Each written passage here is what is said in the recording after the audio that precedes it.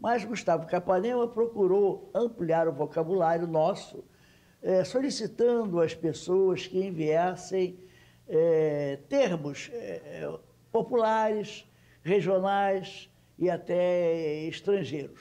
Mas não houve um tempo hábil para reunir isto tudo. Então, se denominou naquela época pequeno vocabulário ortográfico da língua portuguesa. Pequeno por quê? Porque na ideia deles não estava completo. Faltaram essas sugestões. Mas apesar de chamar-se pequeno, esse vocabulário de 43 tem 1.342 páginas. Professor, no início a língua era uma só, né? E os países foram fazendo as suas adaptações pela natureza da cultura, né? Que não é estática. Isso provavelmente acontecerá novamente. O senhor acha que a gente vai precisar sempre de um novo acordo? O acordo, nas condições em que ele se apresenta, nós podemos passar um bom tempo sem ele. Temos outros problemas ortográficos que correm paralelos. Por exemplo, o problema dos nomes próprios de países. Não existe uma unificação entre Brasil e Portugal neste sentido. Por exemplo, o brasileiro diz Moscou e os portugueses dizem Moscovo. Os brasileiros dizem, por exemplo, Stuttgart e os portugueses dizem Estugarda. Então, o IBGE... São diferenças grandes, então, né? Pois é, e o IBGE, junto com o Itamaraty, trabalha no sentido de ver se nós chegamos também a uma harmonização. Aí já não é somente ortográfica, mas não é uma harmonização de ter acento, não ter acento, não é? Ter hífen, não ter hífen, mas uma harmonização da própria nomenclatura geográfica. Outro problema que vamos ter no futuro é a normativização da linguagem científica, não é? A medicina, a física, a química, a própria televisão, a própria linguagem da televisão não é igual entre Brasil e Portugal. A pronúncia, ou melhor, o emprego das palavras no futebol, enquanto o goleiro nosso em Portugal se chama guarda-valas. Guarda-valas? Guarda-valas, enquanto, por exemplo, no Brasil nós dizemos gol, os portugueses dizem golo, de modo que essa nomenclatura aí já não é mais a ortografia, já é um problema de nomenclatura. Nós temos que caminhar nesse sentido de uma melhor aproximação. Sérgio França, você sabia que em Portugal o goleiro era guarda-vala? Eu pensava que era guarda-redes. Redes? E guarda-redes também. Guarda-vala era mais antigo, guarda-redes mais moderno. E é muito difícil vender livros editados no português brasileiro em Portugal? Os portugueses costumam, de forma moderada, importar livros brasileiros. Havia uma dificuldade, uma resistência maior antes da chegada, principalmente das novelas, das telenovelas brasileiras em Portugal, que, de certa forma, disseminou um pouco e passou a causar menos estranheza o português do Brasil em Portugal. Isso, a partir de então, já começa a haver um certo gosto em Portugal por ler os textos escritos no português do Brasil. Uhum. Essa questão nos traz também uma questão que é o medo. Há um senhor que circulou um pouco o mundo aí, né, atrás desse acordo. O senhor sente que há nos países de língua portuguesa um certo temor, uma certa reação ao chamado imperialismo brasileiro? Porque dos 220 milhões, né, que falam português, 190 milhões são brasileiros. Há essa resistência com esse medo? O Sérgio falou agora das telenovelas, tem também os pastores, né, das igrejas pentecostais, tem a imigração, né, brasileira para Portugal. O senhor sentiu essa reação? Não, se você olhar o mesmo fenômeno em outras línguas, você não observa isso. Você vê, por exemplo, o espanhol. O espanhol é falado hoje por 400 milhões de utentes, não é, de pessoas.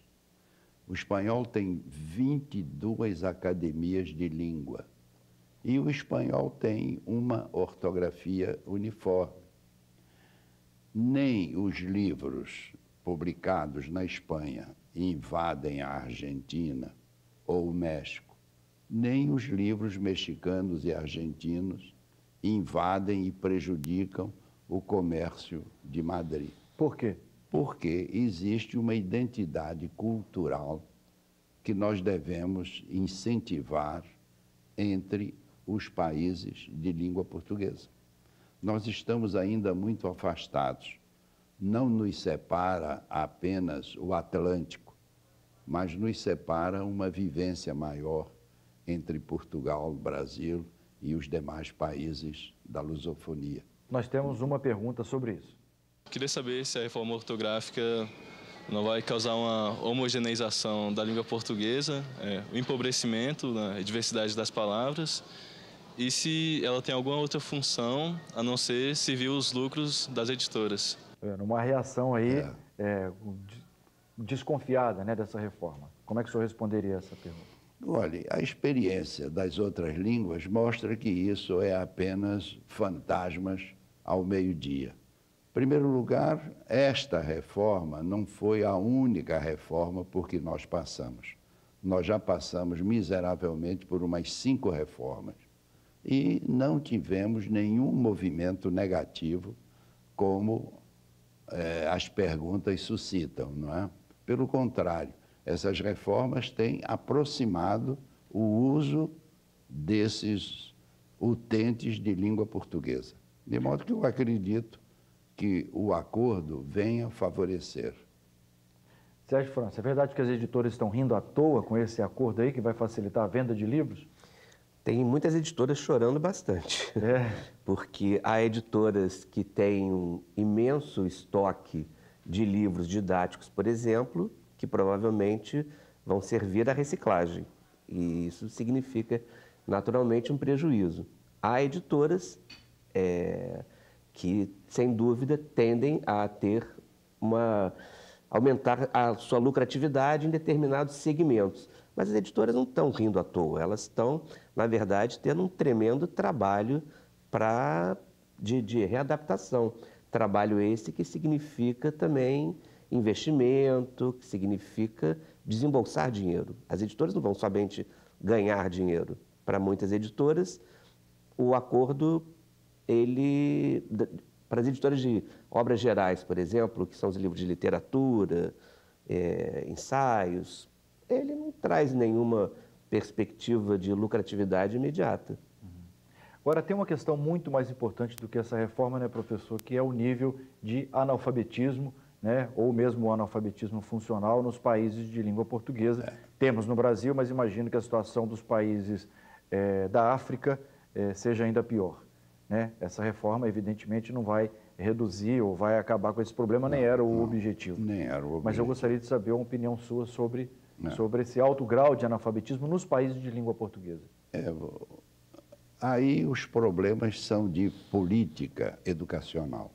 É preciso um investimento maior em educação, em saúde, não é? Que são os 2 grandes pilares capazes de levantar um país. Estamos vendo agora países, não é, altamente prósperos com os problemas da bolha, não é? Da bolha financeira. Então, eu acredito que o acordo, embora não tenha por objetivo melhorar o ensino, ele tem uma colaboração fundamental para o desenvolvimento do ensino em qualquer país da lusofonia. Professor, o senhor concorda com isso? Acha que o acordo, de alguma forma, vai estimular, né, um estudo mais frequente da língua portuguesa? É claro que vai, porque, como eu disse há pouco, não só professores, secretários de educação, jornalistas, etc., todos vão ter que utilizá-lo, aprender e utilizar. E, obviamente, que isso movimenta, há um interesse muito grande.